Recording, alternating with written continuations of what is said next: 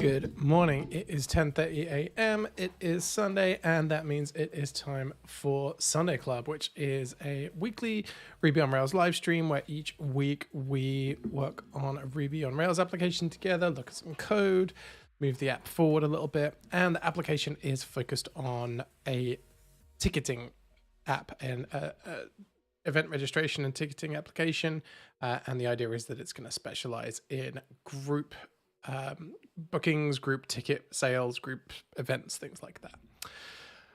Hello, welcome back. It is more UI design today. That's what we're going to be doing. I don't think I've got a lot of follow-up. I've been in touch with Sam. We had a good time when we did some pairing on this channel. That seems to have got people watching it. It's like yeah, people really seem to have enjoyed that one. I've got to write up the video description for it. More of that coming. Haven't sorted a date because I'm trying to get stuff sorted out at my house, but have been in touch with Sam, or he was in touch with me actually, and let's make that happen again because it was fun, and we just had a quick chat about what we might want to pair on. So follow up for this application, the one we work on Sunday Club. Let's dive in. We're doing UI design stuff. And over the last few weeks, what we've been sort of doing is, well, let's do a quick recap, I guess, before we start. So let's do a catch up of where we're up to. So we put in Primer. That is the GitHub CSS and Vue component library that they have. So we now have this CSS library in the application, and we have this Vue component library. And Vue component is a Rails gem that we can use to build out components, have logic in there, and do all that fun stuff for UI components. Everything got installed. Everything worked great. Cool. We then spent a little time working out how we could kind of customize it, colors, fonts, things like that, CSS variables, learned a little bit about that. Great. Now, what are we actually going to do in the UI design? We want to have a design. So we opened up Sketch for macOS and started trying to remember how to use Sketch, but also trying to sync up the way that Primer works. So like the buttons, the font styles, and things like that, with the presets, components, text styles, all of the fun stuff that Sketch gives you as tools to make things reusable. We wanted Sketch to match with the library, with Primer.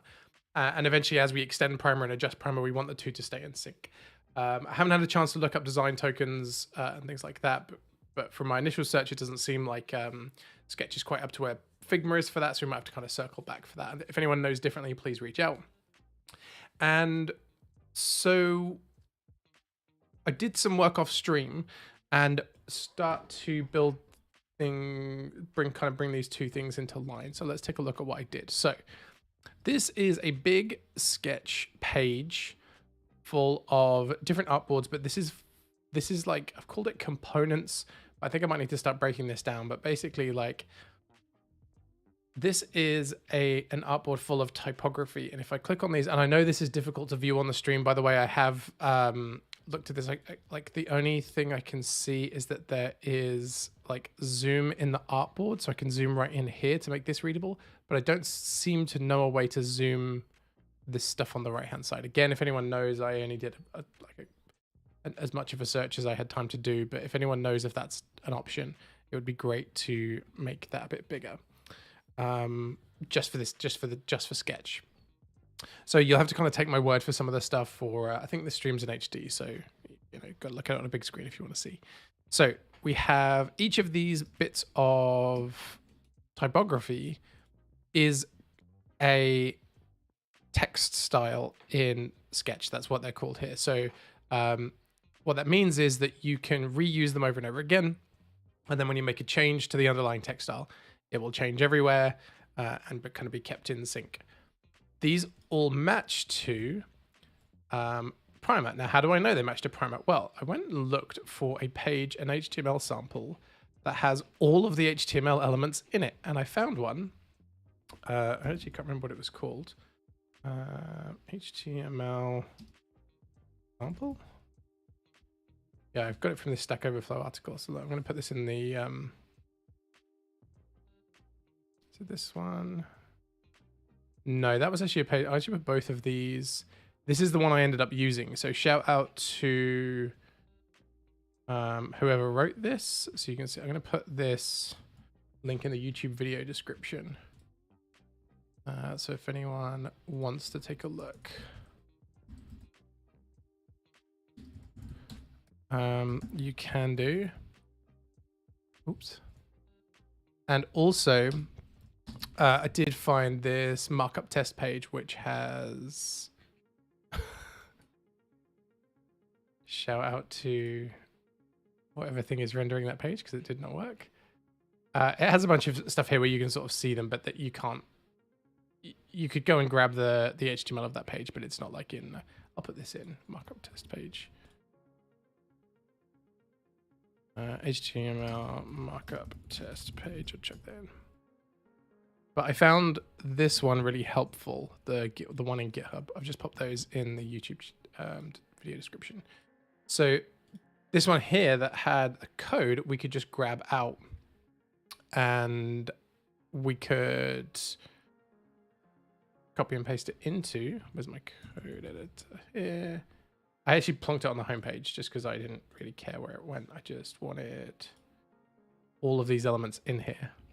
So this is what this then looks like. This is zoomed out, so you might not be able to see too clearly, but this is headings, paragraphs, block quotes, ordered list, unordered lists, tables, code, inline elements, images, figures, blah, blah, blah, all the cool stuff. And everything that's styled here is then styled in Primer without any CSS classes needed. So the type, the font used, the sizes, stuff like that. Like that's all Primer setting stuff on the kind of the HTML elements themselves. So then when you get to form elements, and these are unstyled by default in Primer, and you have to attach. So this is, I copied and pasted this section. So this is form elements here. These are like the default ones as they come, and then form elements again. But here I went through and added the form-control CSS class from Primer to everything. So you can actually see this chunk here. Let me zoom these in actually to make it a bit easier for the stream. But these ones here are the same as these, but these ones have the styling from Primer for the select and stuff like that. So then took that over into Sketch. So again, we've got the type here, and then went down and we've got things like, where's form buttons? So we have got the text box, we've got our select, we've got select with option, and all of that fun stuff, as well as our text options, which is good. And now that we have this reference, we can kind of keep adjusting these back and forth to make sure that they match as we expect. So then did that and was like, okay, this is a starting point. We can adjust these as we go through, but we need to know what we're going to use them for. Because I think we could spend ages just doing this stuff. Like we could build a perfect library, but we don't actually know what we're going to do yet. So I was like, right, let's try and work out what it looks like to look at an event in this application. And so I've ended up with something like this. So this is like a very rough draft so far. And I, again, wanted to sort of work out what we needed and didn't need up front and how this sort of might work. And also start to get together some of the sense of the journey that we're going to send people on when they're going to try and register for a ticket. Because if you remember at the moment, because the application does work, because we spent all those many streams doing coding stuff. So let's, we can actually go to an event, hopefully. I don't know any of the event paths. These are all admin. Oh, events, no event. Here we go. Great. Okay, so you can go to this page here at the moment is the the development equivalent of this page. Like it's the page that represents an event, and obviously this one has some event information and buttons and stuff like that, and this one has nothing. It has this button which says buy ticket, so we can click on this, and this is all done for our for our coding examples. So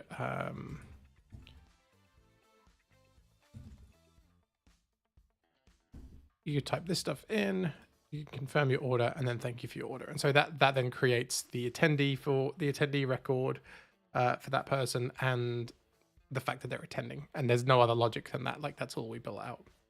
But it's sort of indicative of, you start on the event page, you click a link, you start a purchasing journey of some sort. There's no payment or anything in this. You just registering a name, and then you confirm it, and then you're done. That is this journey here. So we're going to go 1, 2, some confirmation. And these are all of the UI design decisions that we're making. Like, is that a one-page process? Are we going to have it as a multi-step? Which steps get asked on which questions? You could have it on a modal, which is something we looked at on the Eventbrite one, I think. You click that button and basically everything appears on this modal, so you haven't really left. And how that process works is really what we're designing here. And I want to sort of build it out a little bit as well, which I think could be cool. And that is that's 12 minutes or like 10 minutes of preface, like whatever we want to do in advance. But I think that covers basically sort of what I would like to get to. So let's give ourselves a little to-do list. Let's start there. Let's sort of write out what we want to accomplish. So I think what else needs to be on the event page? Bump the font size. Oh crap, that's just for the whole thing, isn't it? That's okay. So what else needs to be on the event page? And as part of that, what should it look like? That's a bit more UI design there, because there's stuff that's just straight up missing on there at the moment. And then we want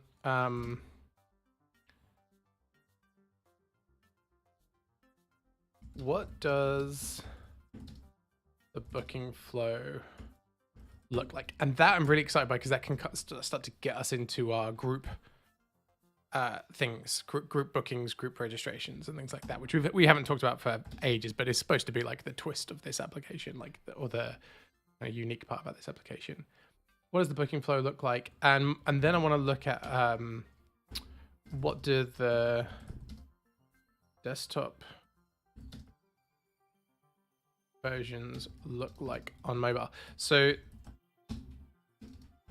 and then I want to do this one, which is like, and can we quickly build some of it out? Whether that's into view components or whether that's just getting some layout sections done or something like that.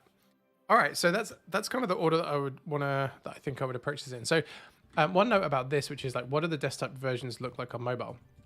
There's like a billion different ways to approach this, and now that we've done some UI design stuff, like I don't do this for a living. This is just something I diddle around with. But there is an argument to be like, do the mobile versions first, and then kind of scale up and have different viewports in between, kind of work stuff out as you go. But start with mobile and work up, basically get wider. And in general, I actually probably would do that. Like I do prescribe to that kind of way of thinking, because it helps you structure your hierarchy of the page, like what's most important. You only have this tiny little window. What is most important? And and as soon as the person starts scrolling, what are they going to need? What do they need that's persistent? What are they going to need to see? And you can literally just say, well, whatever's most important goes at the top, because they're always scrolling vertically. And that really helps you in terms of like the importance of the information, how you're going to lay it out. But I didn't want to do it. That's that's the reason I didn't do it. I didn't feel like it. I felt like doing this because I wanted to see a big picture. And this is an Unsplash picture where I typed in crowd event, I think, and I'm really hoping those are for Halloween because they're for another reason it's terrifying. But I think it might be an interesting little design quirk to just go the other way around. I actually think that's sort of more painful because you have to realize a lot of the sacrifices that you have to make. Whereas if you've done them on the mobile first, you're sort of thinking about that the right way around. So if you are designing stuff, I generally would advocate doing the mobile version first. The next step here is like the ticket type page. So what we saw when we looked at ages ago on the stream, we looked at like other ticketing registration applications and how many approaches there are to this. And what a lot of them do is bring this to the first step. So this is actually on straight up on the event page. It could be like above here. So you would have to pick the ticket types. This could be some sort of like little mini checkout. We could even actually we could sort of like work out what that would look like if we like it. So let's move that up there. So here, we could take this prototype off. Just grabbing stuff. I don't want one. Pull all this down. Grab some of this stuff.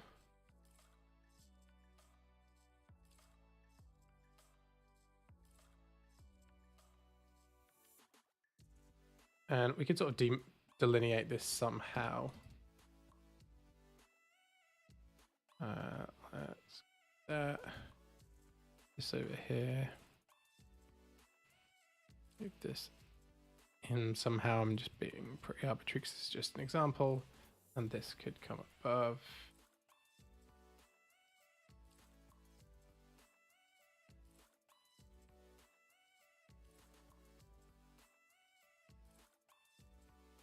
And so you're sort of, you could do another one of these.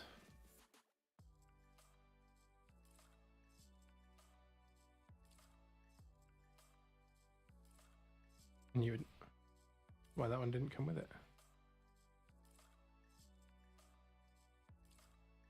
And let's just lock that because that's really annoying. Can I lock this? Lock 2 layers. What 2 layers is it? No, I just want this one.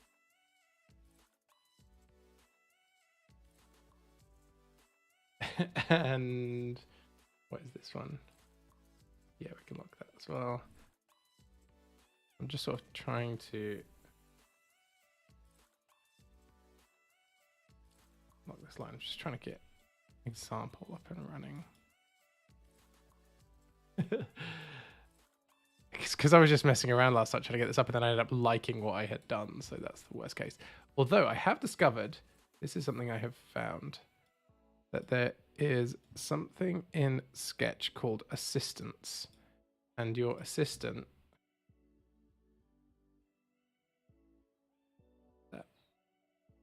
maybe we could live with that.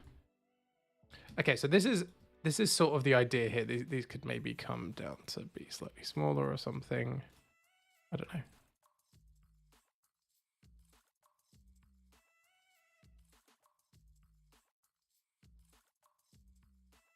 Yeah, maybe I'm just gonna throw these around.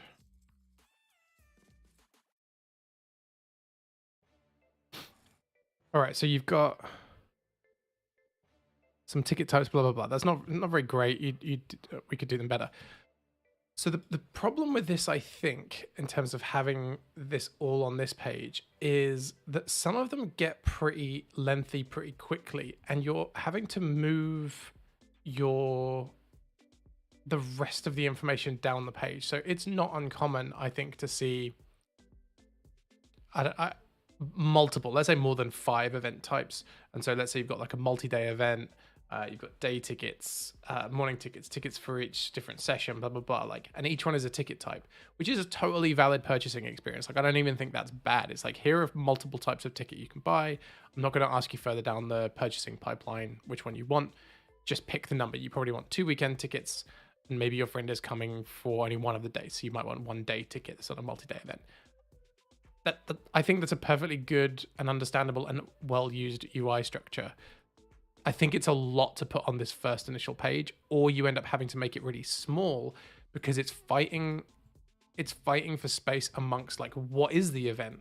Like, what's the branding? What's all the other stuff? That's why I actually quite like the idea of having a page that is just the ticket types. It's that first purchasing step. And the other thing that we looked at previously was event registrations where multiple events could be added to like your basket, and then you paid for your basket afterwards. And I think one of the constraints that I put pretty early was like, no, I think if you want to take part in 2 events, you have to buy the tickets separately, because the purchasing process is going to be bespoke to that event, and having the complexity of being like, oh, well, you're buying tickets to 2 different events. Well, each one of those has 5 different ticket types, and you can then be in 3 different teams, and each person within you bought a ticket type that's 3 people. Each one of those people can then pick a team, but on the other one, each person can only be in 2 teams, and all of this fun stuff. So I'm like, I think that with the constraints that I'm placing, this the idea of making the ticket types the first step feels reasonable. I'm trying to think, just trying to talk through some of these design reasons. Yeah, okay, cool. So that was, where's my list? I want to go back to it. What did this look like? So we kind of covered why we've done some of this stuff. What else needs to be on the event page? Let's do these the other way around. Let's do, what does the booking flow look like? I think that's more fun. So let's say, so this one I need to edit down. So this one was an idea I had where someone's then going to be control text large. Like a text box with a plus and minus. Versus a select. And so this is like, how many tickets of this type do you want to purchase? And one of the good things about a select is it lets you see a cap. Like if it's, you can only buy 3 of them, you click it and you get 0 to 3 as an option. With this one, you have to sort of keep clicking up. And you also have the issue of like, you keep the minus around, but you can't actually go down from 0. So lots of places use select. I was kind of skimming around looking at this last night. Lots of places use select, and I can sort of see why for this. I think like an increment decrement UI works. A select is also a multi-touch for change, whereas you click plus and it will tick up 1. You could easily not notice that. Whereas a select, you click and the click just gives you a list of options. You actually have to take 2 actions to change the value that's being given by the user. I mean, I know you could do like I think keyboard up and keyboard down will change it. Like that's not, I'm not saying that's a rule, but I think there is like an intentionality to a drop down that there isn't in an incrementer decrementer UI pattern. I might be completely wrong about all of that. So if anyone knows any good reasons to do it either way. Another thing about this page that I quite like is this one will basically translate almost exactly to mobile, because at this point you're still in the potential browsing phase. Like people are looking at an event, but you might want like, hey, other events like this, like you blah blah blah, or other events from this organizer. It's sort of like a product page on an e-commerce thing. You're getting some information and deciding on something. Here the assumption is that you are hang on, my sister is trying to call me twice in the last few seconds. I'm just going to put this on mute. Give me 2 seconds. I'll be right back.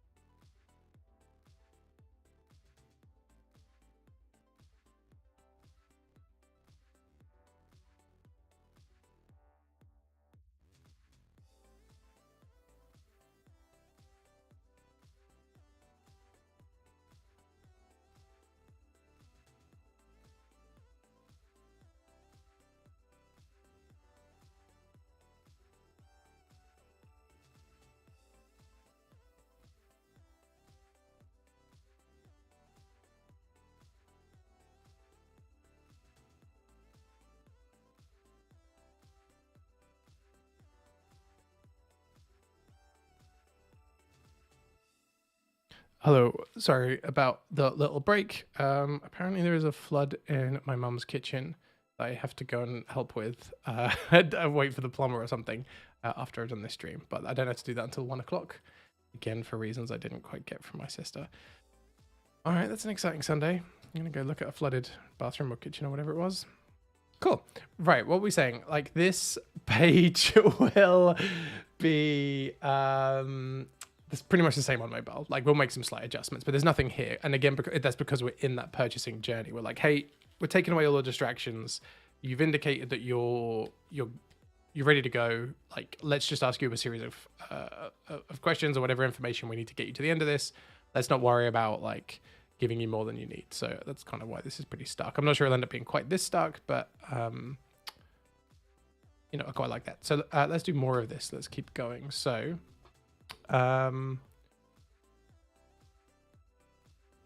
let's duplicate this.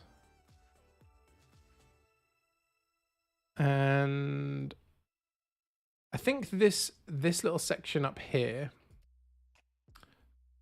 let's group this and possibly the bar underneath. So let's group this and make it a little on-page symbol.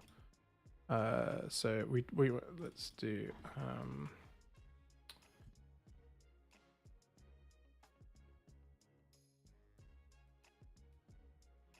we'll kind of call that the order header. We'll call that event detail. Default. I'm just making these wordings up, but that's a symbol for this page. It's not going to get sent to the generic symbols page or the components or anything. I can just live on here. And then we can use that again. We can use that again here just so that we...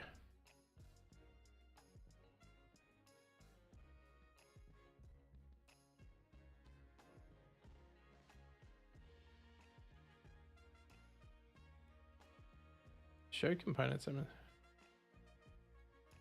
Oh, okay. Order header.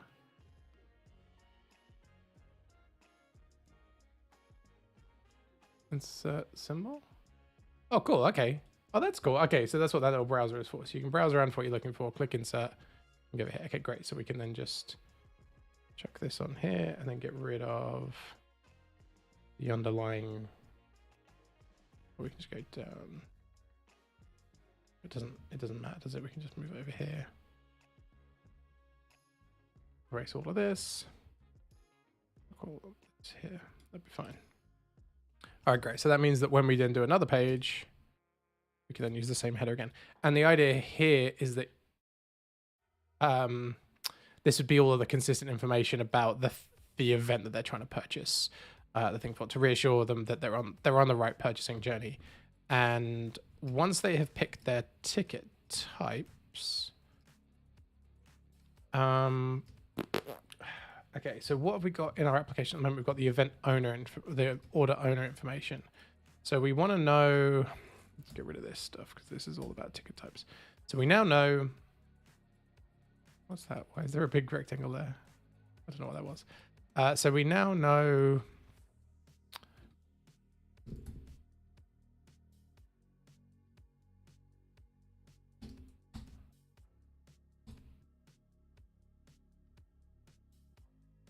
okay, so we now know how many things of each ticket type they want at this step. What do we want to know? We want to know. What do we want to know?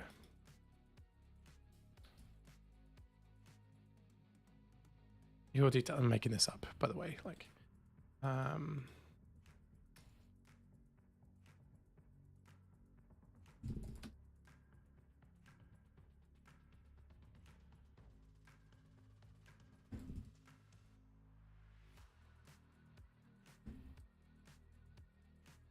to send your confirmation.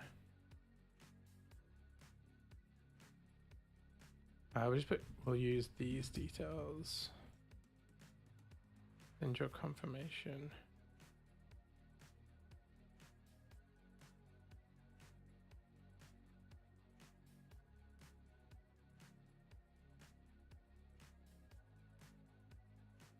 Oh, confirmation. Okay. And so what I think we want is think we want a text box and label, but my memory from doing the component stuff is we have form controls, but I don't know if we actually have ones with labels. So we've got form control text, which we can put in form control text large, but we don't have these with a label already. Like that would give us consistent spacing and stuff like that. So should we build out a component that does that? So let's plonk an, oops. Can I just plonk an instance of this more easily somewhere? Oh, okay. I want this, and I want form text.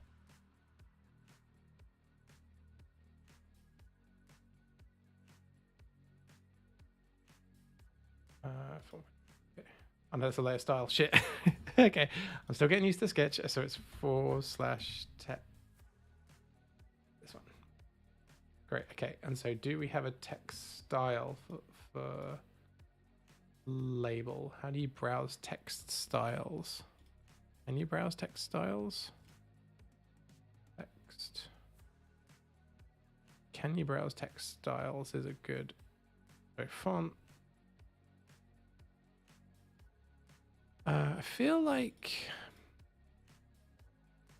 do we actually want a symbol called label maybe? Which has that. So let's plonk some. This is a label. Do we have a text style here? Forms label. Yes, we do. Amazing. Great. Okay. So here, then we want to put some consistent spacing between them. And I think we can just make something up for now, right? There we go. I'm just going to arbitrarily pick it. But because we're going to make it a symbol, we don't really care if we screw it up, because like we can just redo it later.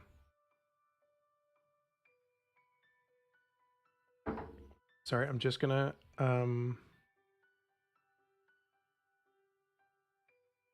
check my phone in case I do need to leave earlier to go and look after whatever the hell is flooded. Okay, I don't think so. Cool. Okay, so we've got this and this. So this will have a placeholder text in it by default that should be nil.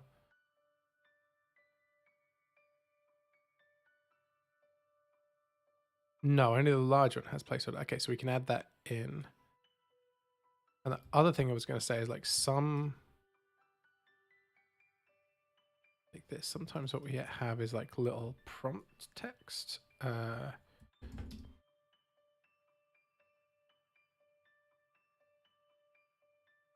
Again, I am totally making stuff up here. This definitely doesn't exist, or I definitely didn't see it in the in Primer. And sort of lighten that slightly. I'm sure there are probably colors in Primer that I should be looking into, and again, we will come back to that, which I think is going to be really helpful for the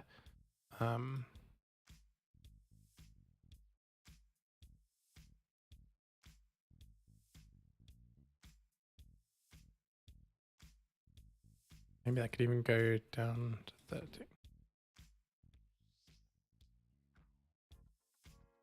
Okay, cool. So this, we can make a new forms. What we're going to call this? We're going to call this prompt. Field prompt, because it can go just making stuff up. So label. So all of this is then. Well, let's do the placeholder one as well. Let's do the placeholder one as well. So let's grab this. This is placeholder large. Just going to update this because it's the one that's in here. So I'm going to copy this. I'm going to come down to here, paste it into this one, form control text, place it in here. So how big is our default? Again, I'm not sure we really care about the details. Let's just do this. Because again, because they are symbols, we know we can come back and fix this at any time. So this one can be placeholder large. And here we can have I create this because it's placeholder, but they're the same size. So maybe placeholder large, maybe placeholder is the same every time. Maybe that needs to get picked up by an assistant where it's like, hey, these are identical. All right, so in here, we now have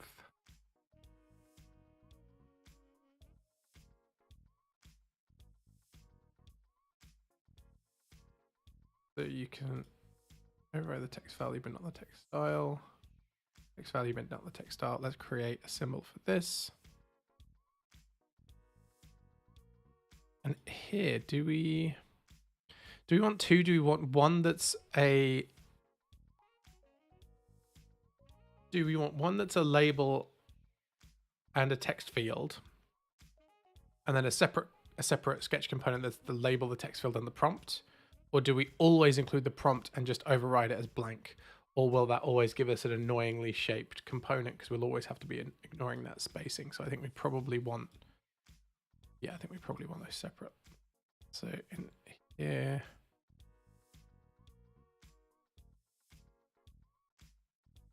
great, okay. So this and this, great symbol. Component, I keep using the word symbol. So this is form control text dash with label, create, and where has that gone to live? Here.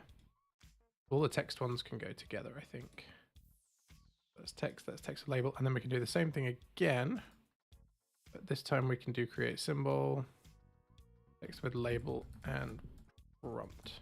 Don't know if these getting longer will become a complete pain in the ass. We'll find out. All right, so now we've got 3 new symbol types. We can go back to our page. And I think we want here, maybe on just text with label.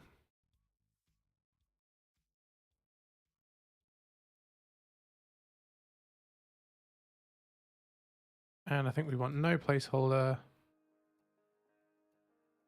And I think we want your name. So the, shit. That needs to be left aligned. The reason I put your, it's because we've got your details. So maybe this can just be name.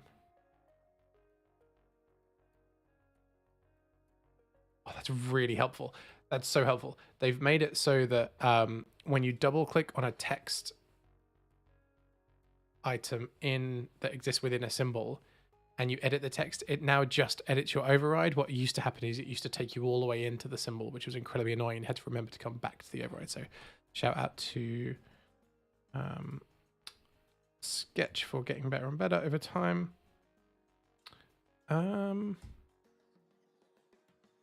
These default ones feel really small. I'll just bump that up. Okay, so name, and let's kind of assume we can do that again, but just ask for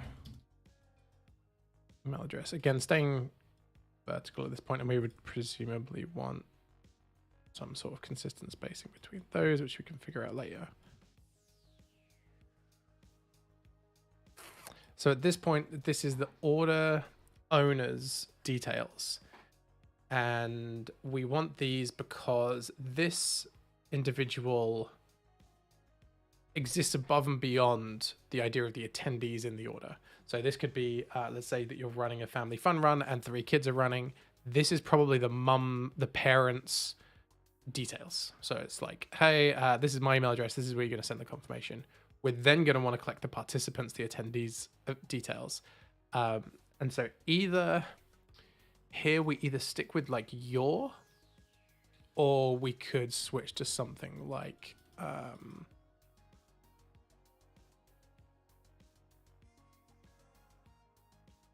no, owner's a word that I think we use on our side, but like, yeah, maybe, maybe that's enough. Maybe that's enough. It'd be cool. Should we have these as large?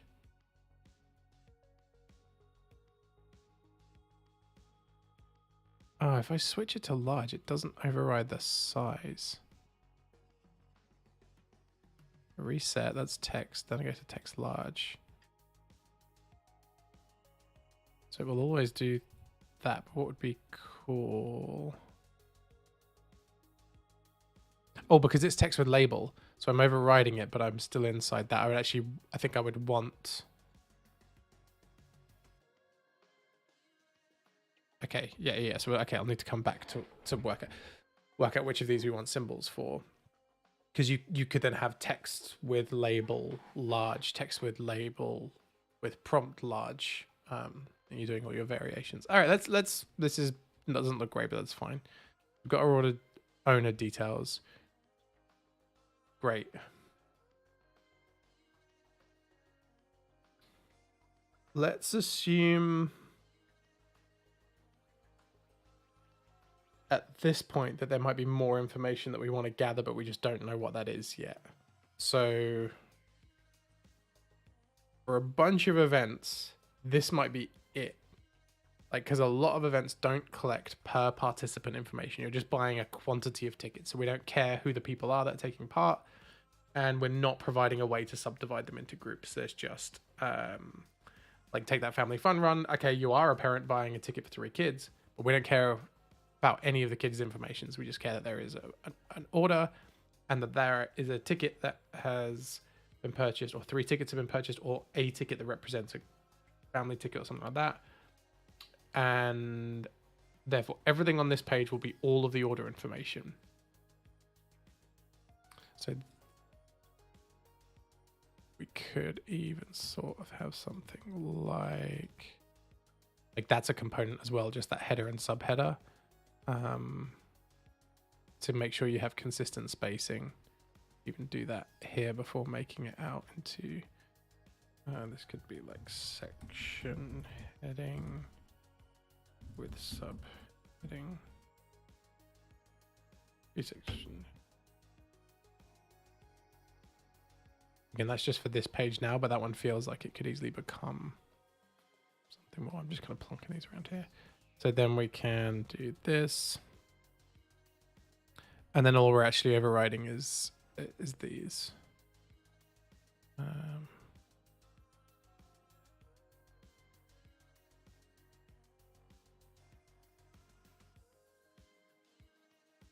Move these around, okay. And I think it will still let us double click and edit, which is amazing. So your details, yeah, I don't know what this could be. This would be like,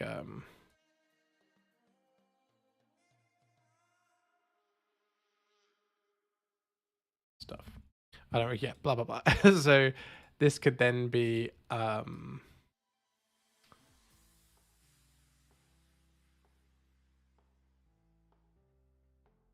know.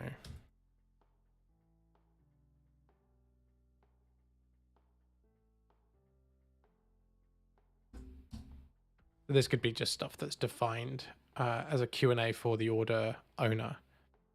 So this is really the order owner information. So there's nothing per participant in here. Great. Okay. Let's start to name these. This is like order details. This one is ticket type collection. All right, so what comes next?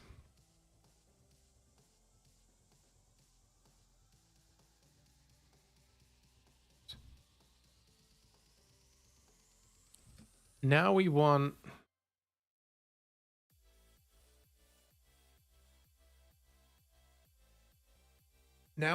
per participant or per ticket type customization. All right, so you've bought a group ticket, or maybe you just bought 3 tickets. You bought 3 tickets to an event, but it's an event where the organizer has said that you need per participant fields, and for each person we need dietary preferences is a pretty common one, like any allergies and stuff like that they need to know. So that can come next, I think. So we want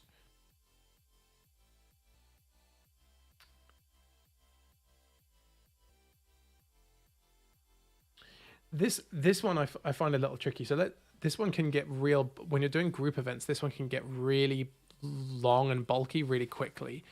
So what do I mean by that? So on the live stream, I mentioned before that I've done a couple of these where like I've built an application that does this before. So corporate events, you've got some group of people taking part. Let's say you've got 12 people is not unreasonable. So we did some sporting events. So 12 people is more than likely to be a team of some sort. You've then got the person in the office who is responsible for actually booking it, right? So then those 12 people aren't going in and buying 12 individual tickets. Someone has been assigned to make them. But the organizer has said, well, right, for this event, we need to know certain things about each of the 12 people. And we're going to place the burden of discovering that on the ticket purchaser up front. Like, we're not going to let you purchase the ticket and then ask you to fill in the forms. Subsequently, we want it up front. And therefore, and we are going to ask, what we're going to ask? We're going to ask 5 questions, just even at a minimum. And let's outline what they could be. First name, last name, or we could just say name, which is a decision we've made in our system, but that organizers will want to make separately because they will have individual CRM systems that they might need to integrate with. So it's likely first name, last name. Title is always a big one that crops up because, I don't know, people need to know if you're a sir or lord or whatever. So that's just 3 things you've got to fill in per person before you've even started as individual fields. Potentially the organizer has selected that they need an email address per person, which is a whole other kettle of fish. You are then saying that's up to 4. Those are the 4 basic bits of information. Then you might need, dietary restrictions. I don't know, whatever else they might need, and like an age bracket if there's a health and safety thing, stuff like that. This is before you've got into any team breakdown whatsoever. This is all just basic information. So why am I saying this? So you've ended up with like 5 fields per participant, per attendee, but there's 12 of them. So your form, if you do it vertically, is really long, like really long. So I think one of the things we want to do is sort of break that down, and that's going to be a really key UI, I think, in a group or team booking application, because you want to make this not easy to fill in, because that's not an easy task. You've got to go and gather and fill in that information. Like, there's going to be typos all over the place because it's just a lot. You want to make it so that the fear of dropping out is low. So constantly reassure them that you're saving it as they go. So why would I suggest that? Because if you just have one really long form and you fill in all of that information, then something goes wrong. Like, you post a form, like there's no client server interaction at all. They click submit and there's like, either if it's just validation errors and they've got to go in through and find them all, like even if everything goes right, but there's something they want to change, that's a pain in the ass. Worse, something has happened. Like, they've done it on their mobile and lost connection or something like that. They click it and they lose the data. It's just going to be so demoralizing. So we're going to want to keep the things that they are editing at any one moment minimal, but the reassurance that they are saving as they go and that they aren't going to lose everything, even if they potentially leave, because you're syncing it back to the server or you're doing something to mitigate that. We're going to want to indicate that as well. So how do we do that? Now we're into it. So these are going to be per attendee questions. So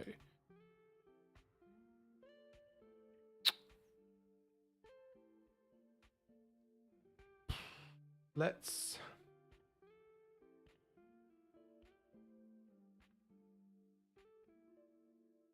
no, because it's not just per attendee, but it's per ticket type as well.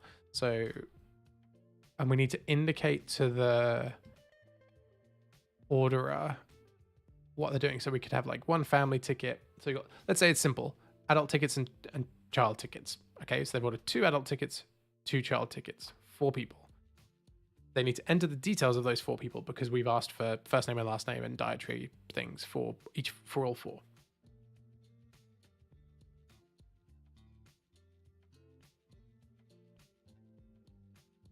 So when you start to fill in the information,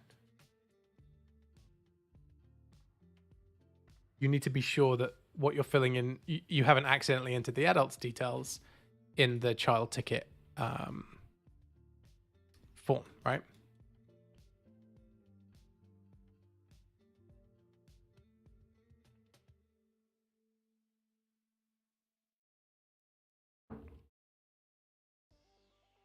And what I think could be cool is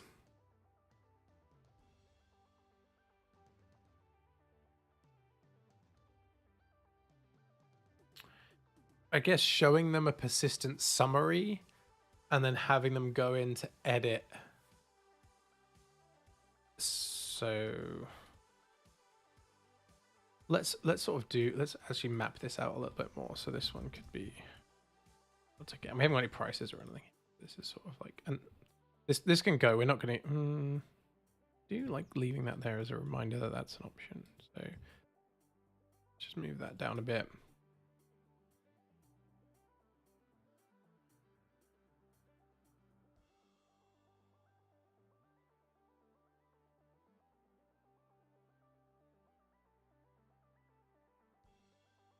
Oh shit. Missed the one bit I actually needed. I can go.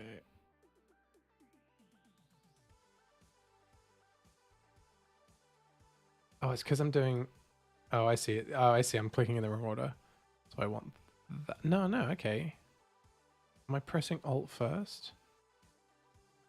Right, yeah, I'm pressing Alt first and I should be clicking first. Okay.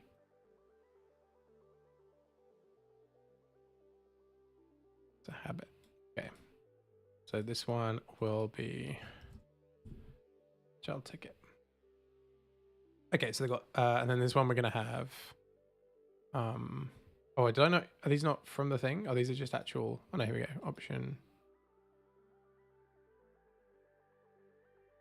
What's that? When I click that, oh, it's because it's in a group of some sort. That's weird.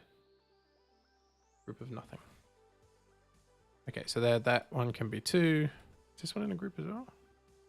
Also weird. I want you to come out of that group. Great.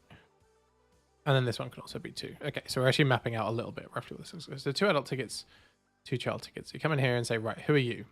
Here's my name, here's my email address, here's my favorite color. Right, okay, cool. So here we now have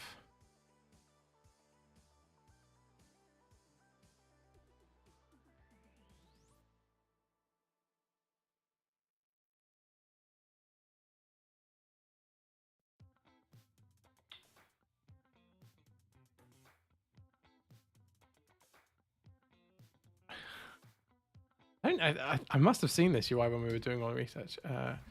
Enter. How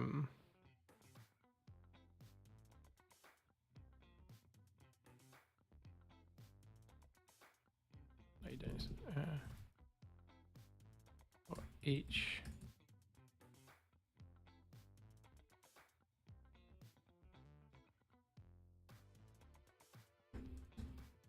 So like this, and then like this.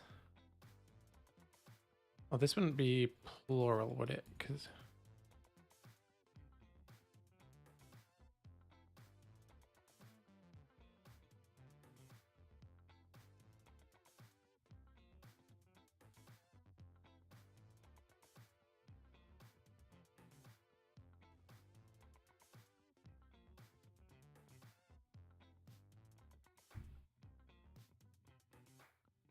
sort of just do it like this, and how there's not yet any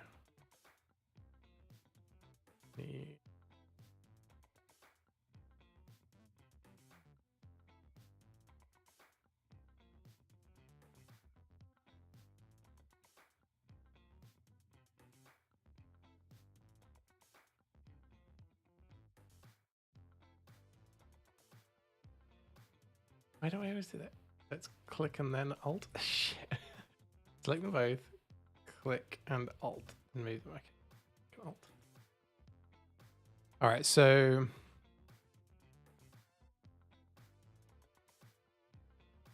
we then need somehow to get them.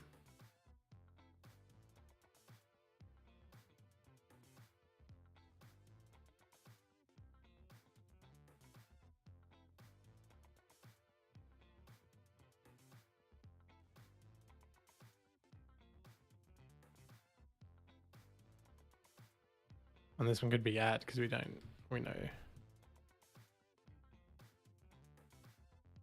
They haven't added anything yet.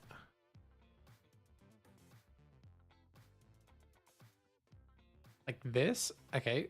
Because this is going to look terrifying, right? Because they're going to think, oh shit, I've got to click through to each one. But then when we're in there, we can give them like a... Because the other option would be to... Oh, I guess we just... Yeah, the other option was just show them the form, but I guess we just start them on... with this one already being edited.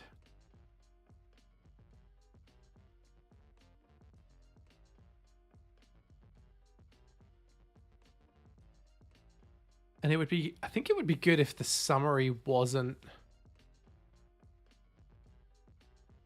vertical with, okay, what am I talking about? Okay. I'm really enjoying this. So text with label, let's just go with this one. Okay, so this one, we're gonna want this, so this one can be name, and they're never gonna like, we could use name if we want, but it's gonna be 25 before, so email. And then we're gonna want, did we have a text area one? No. We can go make that, I guess. So I guess that is just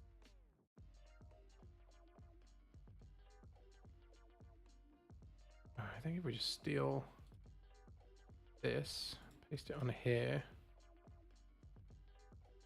we'll keep the width and just make this. I just don't want the default height of a. Just make it 100 pixels arbitrarily. So that's a form controlled layer appearance, and this can become symbol.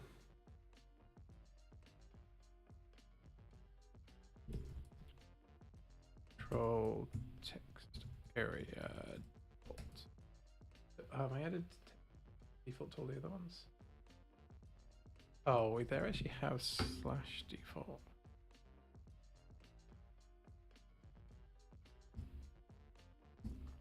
I need to work out when you get a subfolder and when you just get a hyphen to indicate like a modifier of some sort. Like at the moment we don't actually have any of these, so we can figure that out later. So where is that? That's over here. So that's text. It says, oops. It's gonna be select. It's gonna be text area. So now we can go in,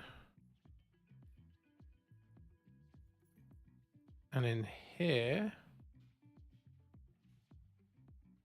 we detach this. We take this out temporarily. This then becomes a text area. But we can also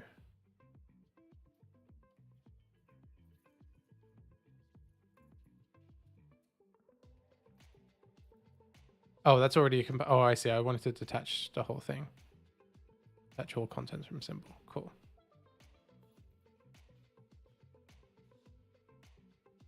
Yeah, okay. And then this can become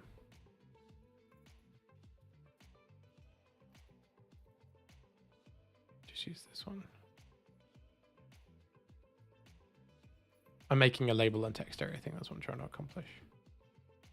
Component symbol.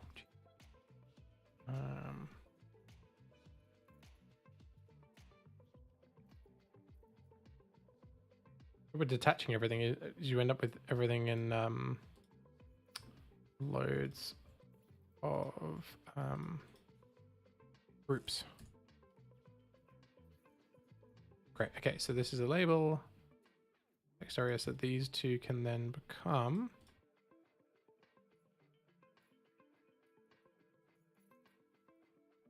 stop selecting. Yes. No, wait, what? Are they grouped somehow? I just want that. And I want that. But I get the whole thing.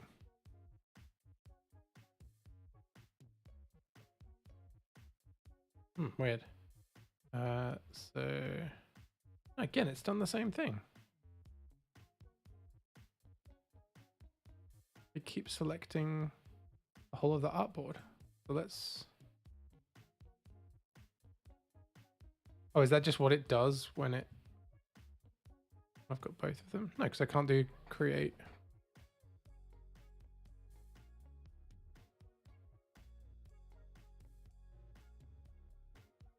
I have no idea what's going on there. Why does it keep selecting the whole artboard? Like there? Why is that happening?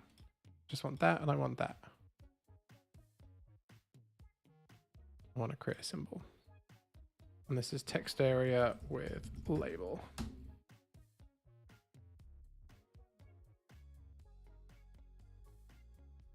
I don't know why it keeps selecting that artboard. That's really annoying. Okay, so I now have this. Presumably it's made one of these, and that can go and live under here. Great, so that, right, that was a very long fucking detour just to be able to go back to here and add in a text area with, oh, I can do it on here, can't I? Give me plus, what would it be, form text area label. And it's not on here. What? Form control text area with label.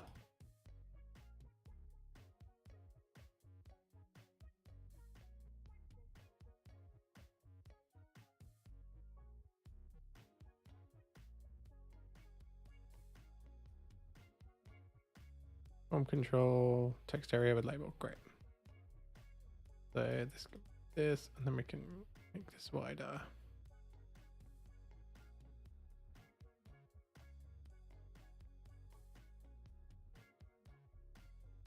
Yeah, I think we can probably go for width there.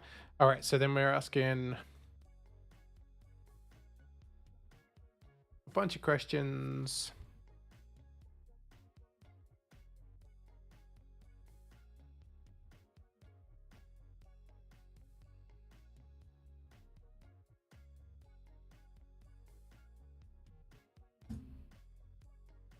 Like this, these get evenly spaced with some sort of consistent space that we discover. All right, so that's attendee number 1. And once we have their name, we can swap out number 1. That can actually swap as you type, I guess. And then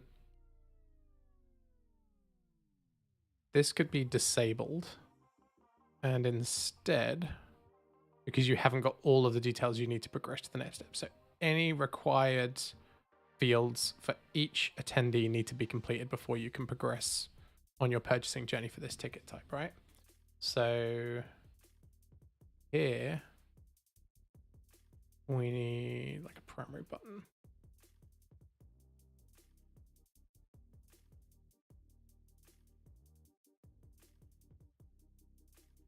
Here we need some sort of, we don't have any other large buttons, do we? No, but this needs to be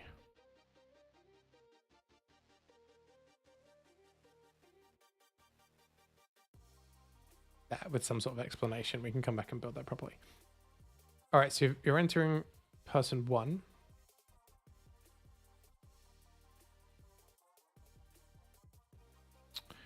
And what I think you potentially want is like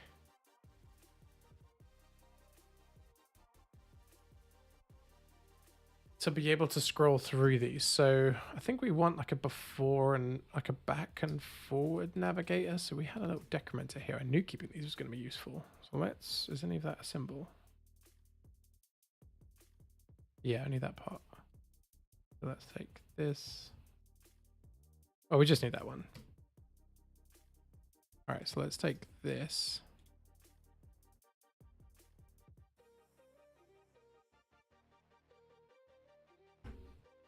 Ugh. Is there like a better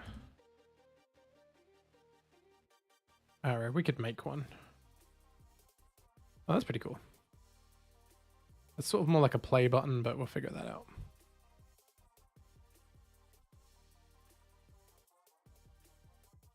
And I think this wants to be way larger. We get to this, yeah, the circle, sorry. So this is going to want to be like this.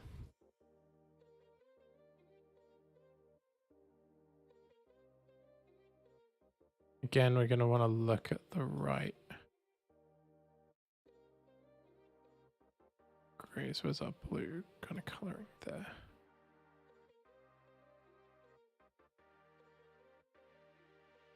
I don't know. This is rough, but we sort of get the gist. Those are already grouped.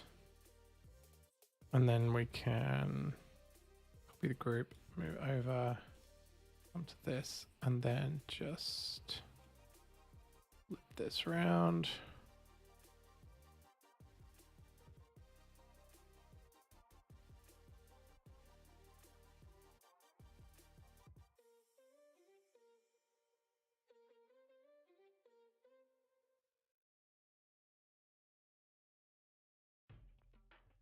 Oh, they're huge. Okay. Well, we kind of get the gist, I guess.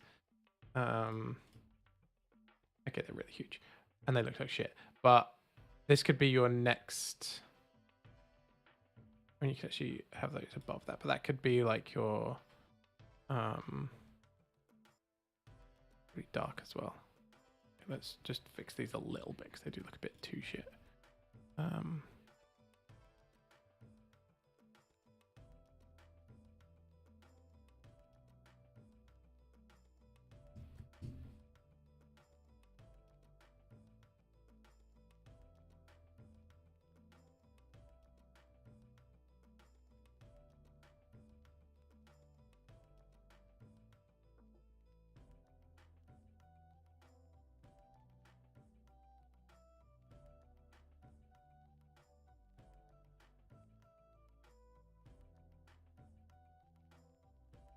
Oops.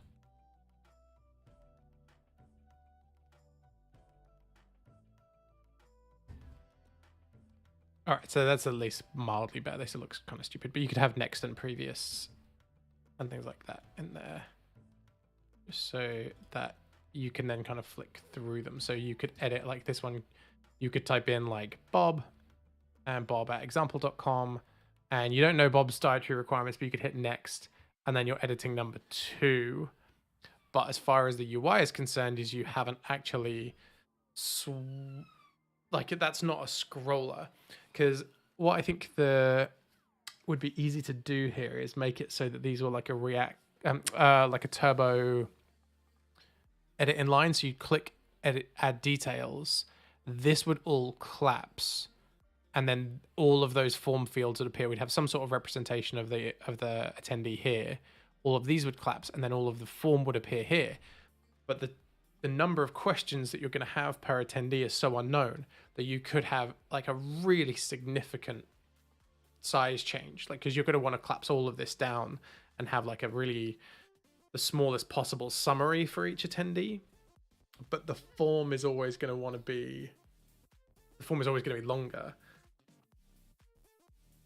Maybe on mobile you can't help that, and you actually you do want to make it clearer that they're moving down the page, but maybe here you split the page in two, and rather than trying to keep things in a column, actually let's do two different versions of this. So this one we can have one that's a column, and then what we could do here is say, which side would you have the form? Maybe on the right. Oops. Oh, so on the right, give ourselves a rough sense of scale here. Oh, that's kind of cool.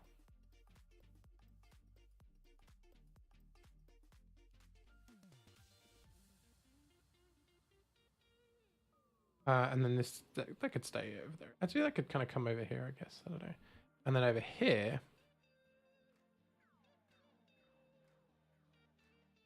we then have our per participant stuff. So then we can bring all of these here.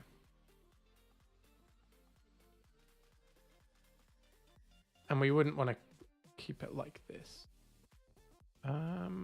That actually wouldn't be there. That would be this one, wouldn't it?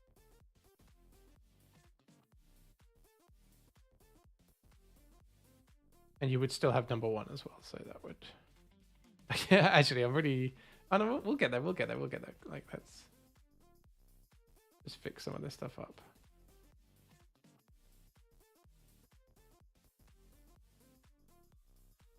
We want all of this then to come down. God, every time. Come down.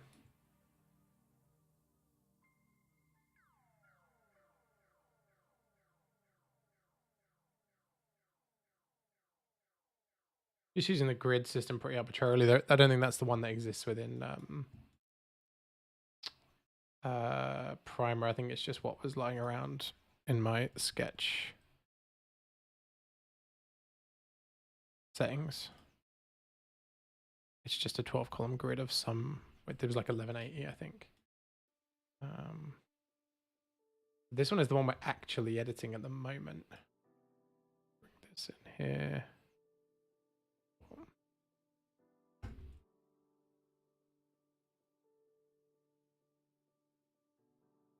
All right, so these are all a bit too aggressive.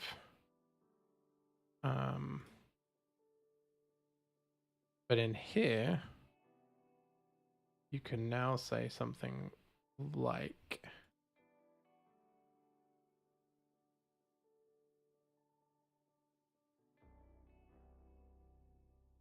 don't need to put adding.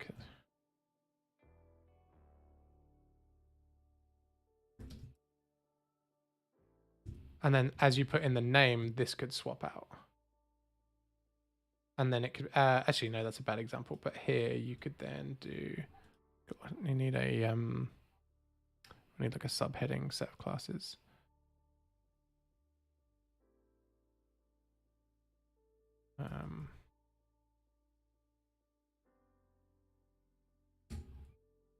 Like adult ticket, and you could indicate,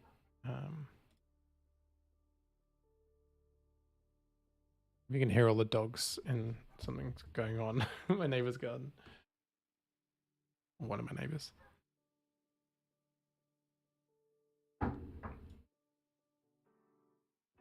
Maybe you wouldn't even use number one each time. Maybe you would just number them all incrementally, or use some other way to delineate them. I'm just kind of, I have no idea what I'm doing. I'm just making this up, but like,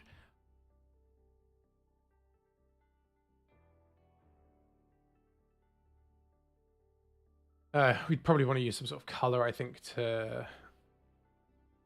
like maybe this little becomes like a little panel or something here on this side. And this is like your, like, I guess, checkout.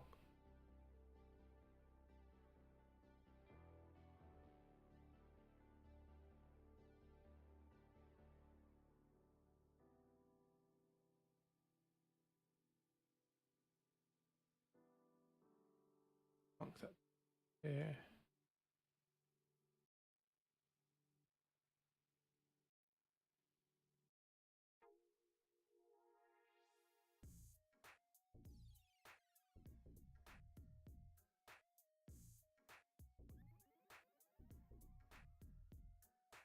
it didn't resize properly. I was kind of hoping everything would move.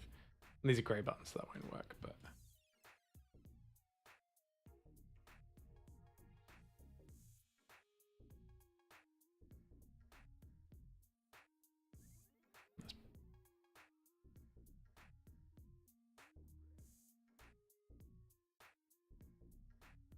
And this is where we sort of get into the fun of the whole thing of making it work. But so this could be like your whole order. And then where's a little thing? This could live down here and be like confirm or whatever, which is weird because maybe it would live in the box, maybe it wouldn't, I'm not sure. This could then be so this could be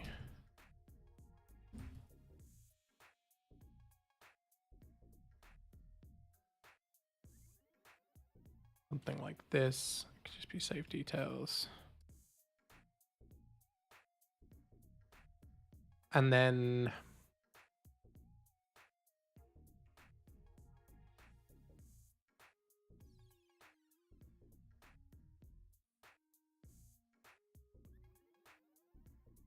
you'd need to figure out how you were going to do this on mobile, because here you've only got one form. So turbo frames wise, this but editing each one of these. So let's say you entered John Smith in here, like I know that's the place. Oh shit. I know that's the placeholder text, but let's assume that this is then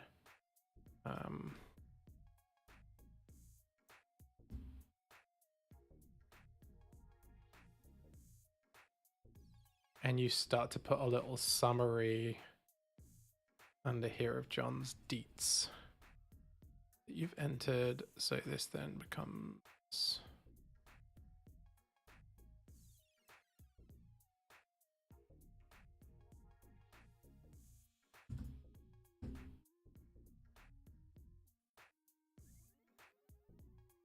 and then you could put like the top 3 fields or something like that, little responses, and then put them all the way down. So like his email, his name, dietary requirements and stuff like that. Even then, that's still like, if you had 12 individual adult tickets, the UI is still going to get really long. But that, I guess that's sort of the nature of the problem. You put a little edit thing in there, or clicking on each one will take you, will change this out. So on mobile, do you sort of make, do you go back and forth where you show this, you click edit, and then they go through to edit the form, and then there's some sort of navigation at the top, but you force them to keep going, that they have to go back and see their summary? Or is the summary always at the top of the page, even though it's really long? Or is the summary always available, but just collapsed? I don't know. Those are things we can sort of figure out. But this is going to be fun to build. So this I think is a really good nomination for Turbo Frame. So I think that this is the checkout. This is like the list of who they are buying tickets for. And again, loads of events won't need this page because they don't need per participant or per attendee details. So this is only for ones where you're collecting specific information per person. And this is kind of confusing, like which button do you actually click to finish? Like there's a bunch of stuff on here that would be confusing, and we'd need to sort of figure out. Maybe this isn't the ideal layout. Like I bet if we try other apps, they'll have different ones. So we then got one more thing that we want to crack. I haven't got anywhere through my list, but I'm gonna have to go in a minute because I think I'm gonna have to go and see what has flooded at my mum's house. For anyone who wasn't watching earlier, I got a phone call from my sister and something has flooded in my mum's house that I have to go over, and I think I'm gonna have to wait for the plumber. Pretty exciting. So the next one is gonna be the teams, right? Like that's the big thing that we're trying to get to, which is we want to allow organizers a set of tools to allow them to either create or manage the attendees that they're registering for into teams or groups or something like that. And that's something that we need to ask the orderer about. So we could say, right, on this one, so now you just have a list of people. I guess you would still need to delineate what ticket type they were, but you maybe you would just need to leave their name or some sort of indicator of who they were, and then you could go through and be like, you could ask a question about, are you creating a new team, or are you joining a team?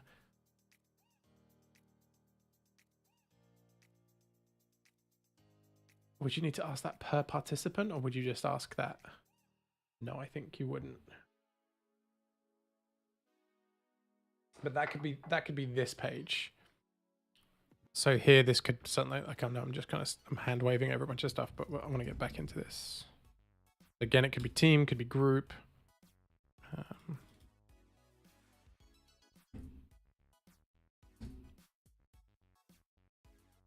Whatever, like, this could be teams. I'm going to sort of go to what the rest of this flow looks like. So this could then be, you keep your summary here, and this could then be, shit, didn't mean to do that. Wait, what? There we go. So that's all the per participant stuff. You then get to here, and I think you're in,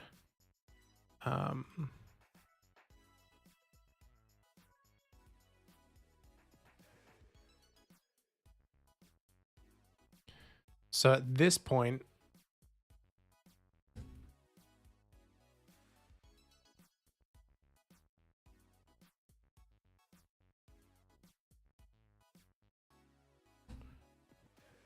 then there's a bunch of credit card stuff. Oh no, maybe you don't put even review. So it's like a really long process, right? Like it's multi step. But I don't know if that's so painful. So then here you then do become like the really long page, because you're giving them everything. And so this page, that's this summary that's been with them, sort of then becomes the primary content, right? Like everything. Oops. You'd have details of each of the participants. You'd have the team they were on, whatever. You would want them to run through the whole thing. You'd show them a summary of the payment details and how much they're about to pay. All of that fun stuff. You then confirm that order and duplicate this. Again, you then say congratulations, but you also show them all of the same information again to make sure they know they are in the right place. Jesus, every time I do that. Okay. So in here, we might do this, but the page maybe just has a giant, like,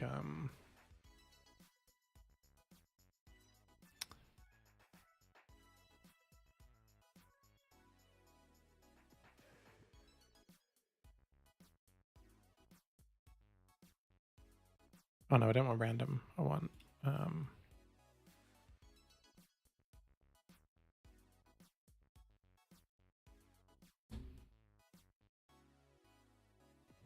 it's a weird one for confetti.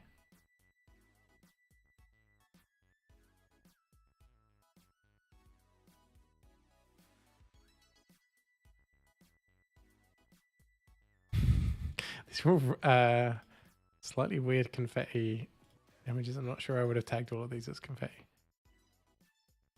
Like those are hundreds and thousands. Do people throw those as confetti? Those are butterflies. Oh, I should have gone with one of the early ones. I'm going to be here all day now. That one does meet the criteria, but that was someone just saying happy birthday. Right, I'm going to go with whatever's... Okay, not that one because it's going to give me a headache. This is my favorite part of UI design, just dicking around with stuff like this and pretending that it's work. I wish I did this for a living.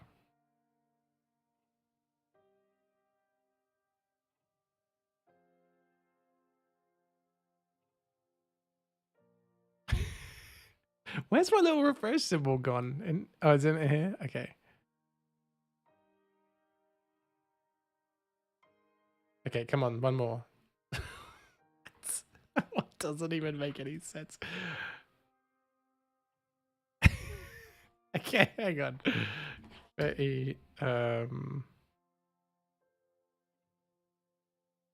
Congratulations. Let's see if adding another search term gives me something more. What? That doesn't mean either of those two. Oh, man. Okay, the tagging on Unsplash. We've got to go through and tag some more stuff. I should have gone with like the first one. It's my favorite. Genuinely, I could do this for hours. Here we go. This one looks pretty not great, but fuck it. Okay, so what we're doing here, we can come down. And we actually already have form for this because on the event page, which is the first one. Oh, wow, that's right at the start. Look at this. I've actually already sort of built out a little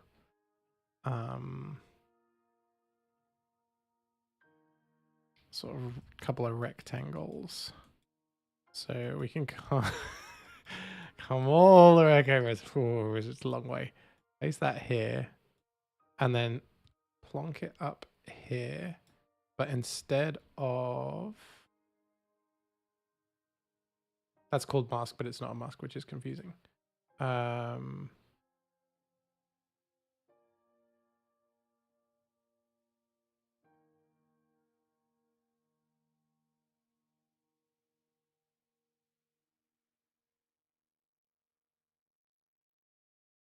Yeah, so we could do something like this. So then in here, we can do something like...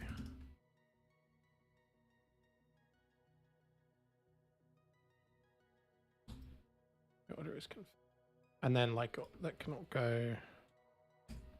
Blah, blah, blah. All right, okay, so what's the actual flow here? So this is...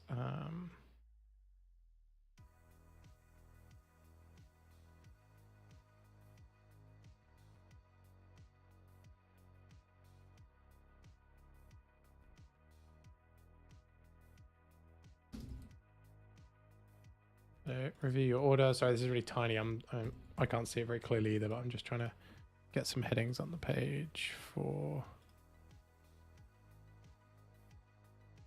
what these pages represent. Okay.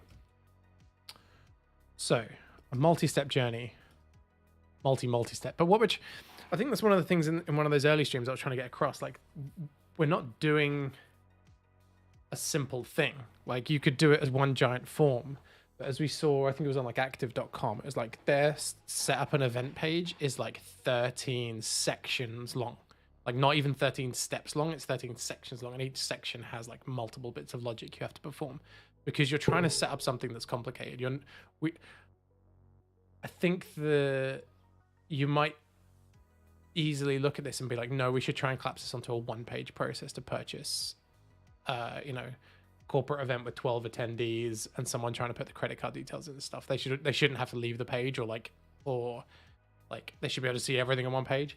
I'm not sure that's particularly helpful here, which what I think we're trying to do here is sort of show them what's relevant at any given moment. So we can sort of wire this up for prototyping, I think, as well. So we can prototype this one to here. So this is order details. This one can go because I don't like this one. So that's just the order detail, the per participant stuff, but without the summary. And then just being pretty basic. This would actually be this one, wouldn't it? Because it would be the... I know that it's... Right, and then this one we need to put a heading in because I think it's going to get confusing. So this is actually like select team for your...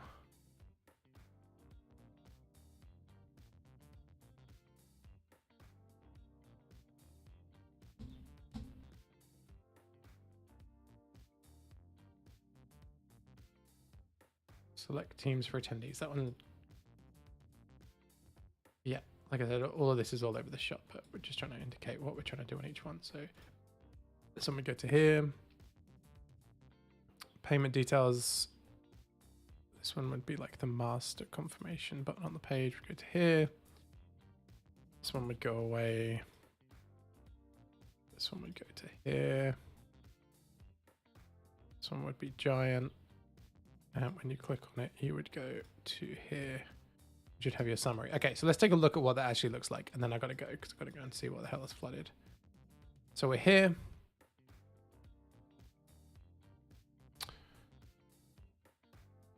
Okay, we're looking at an event page. We are discovering all of the details about the event. There's loads of stuff missing. We're not going to get to that today. Whatever. Fine. But we want to book tickets. Great. Okay, we come through.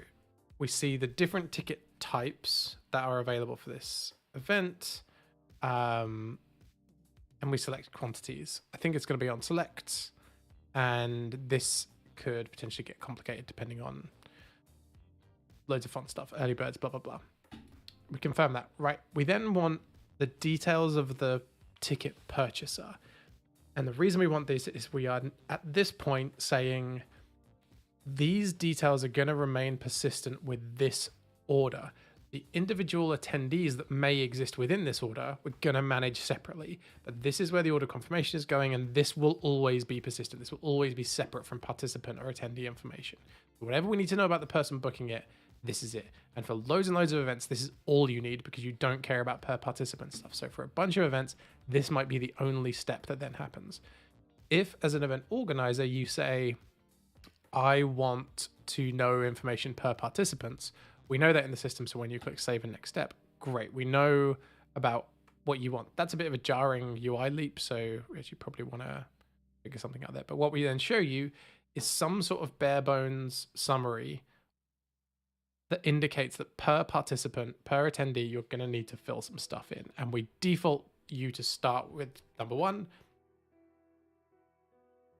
We give you a back and forward, and maybe this button says like save, add next or something like this. And the idea is that there's also some sort of indication down here. There could be some blurb or something, or like little you could do like a little mini page progress meter. Like at the top, you could have like booking progress meter. And then at the bottom, you could have like, attendee details progress meter. You've done like 1 of 4, and what we're talking about there is the required fields for each one, and you could fit in more if you want. So and that would be set in the event settings, and it's basically a form builder for each event, for each ticket type. Sorry. Right, you do that, and at this point, I think you haven't. Maybe you don't need to do 2 steps. So maybe you could do team details here as well. Maybe, and that could actually exist on the per participant. Or we click next, and there is some sort of team assignment UI. So back here when you're doing the details, this could be like, what team is this participant in? And you could have like create a new team or join an existing team or something like that.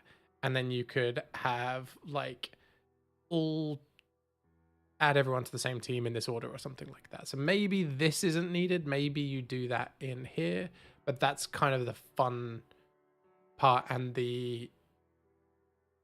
again, the event organizer has indicated whether the people booking are allowed to create new teams, whether they have to join existing teams, and then who is managing those teams. Is it the people ordering and the participants, or is it the organizers?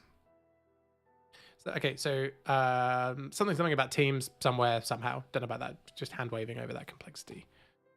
Payment details, blah, blah, blah. So then we have these assigned team buttons would go. You basically have a summary. So you always want to still be able to check as the person purchasing, am I booking the right thing and have I entered the right details? And at any given point, I can click on edit one of these, and I am taken essentially back in the flow to paying. To editing those details, then I can come back. So that's likely here in the payment details that you're collecting the payment details, but you're not actually taking the payment until the very end because I might want to change something. And that can get a bit funky with things like, my experience of this is things like Stripe, where you might need to make a payment intent with a certain value, and then they come back and add 5 more people. So they've really increased the size, and you need to adjust the payment intent to say, hey, actually, they said they were going to take £100. The intent is actually for £200. So just a heads up about that. So like there are details around that. So you enter the payment details, everyone's happy. Save and review, great. At this point, you get some sort of overall review. This is the top to bottom. Here is what you are getting. Pay attention. It like blah blah blah. Then you get confirm. Then you get your order is confirmed. Then we can start to go a bit more nuts. And I think the reason here that you could have like fun, cool. I mean, that could be like a cool video or something like of explosions of confettis and things like that. Is that you have to go. I have to go. I have to wrap this up because my dad is on FaceTime. Hang on, I'll be right back. I'll be right back.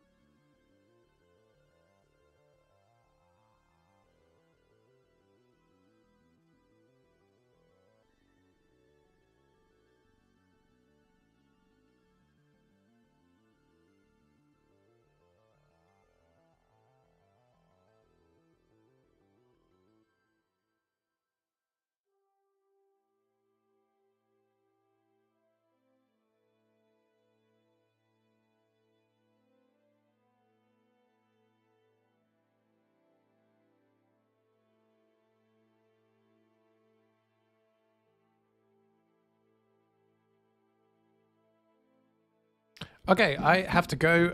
My parents need me to go and wait for a plumber potentially. But that was really good. Like, I feel like that's a thing we can now build. We have a big checkout thing, loads of technical stuff to cover in that, which is weeks and weeks and weeks of streaming and loads of fun stuff and loads of like fun questions to answer. And we also need to work out how we would build the UI for the organizer to actually set this event up. And all of that fun stuff. And I think maybe we don't need to build any of this out. We can still just keep building out a little mini MVP version of this and try and get something shipped that's really small. But I love, like, it's fun designing stuff when you don't need to build any of it because it's just theoretical. All right, have wonderful weeks. Like I said, I've spoken to Sam. Might try and get a pairing session up and running shortly. But either way, I will see you next Sunday at 10:30 a.m. Have great weeks, everyone. Thanks a lot. Bye-bye.